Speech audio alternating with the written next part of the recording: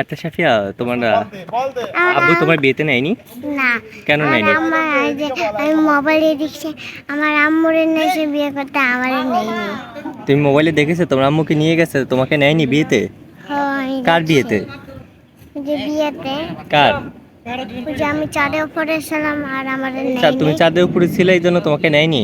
না, ও, কার বিয়েতে? এই যে অনেক দূরে একটা সিলিং বিল্ডিং এর বিয়েটা মধ্যে কার হয়েছিল? বিয়েটা কার ছিল? বাবার। তোমার বাবার? হুম, তোমার বাবার বিয়েতে তোমাকে নেয়নি? না। তার জন্য তোমার মন খারাপ? হ্যাঁ। ও, তুমি ছিলা কই ওই সময়? তুমি ছিলা কোথায়? জানি চাঁদে উপরে। তুমি চাঁদেও পড়ছিলা? হ্যাঁ। ও হ্যাঁ, মূলত ওর বাবা মায়ের বিয়ের ছবি ওর বাবার বা আমার মোবাইলে দেখার পরে ও বলতেছে যে ওকে কেন বিয়েতে নেয়নি, তার জন্য ওর বাবা মায়ের সাথে খুব ঝগড়া করে মারপিট করে কেন ওকে বিয়েতে নেয়নি। ঠিক আছে, তারা একা একা গিয়েছে, এই জন্য খুব কান্নাকাটি করে এবং মন খারাপ করে থাকে।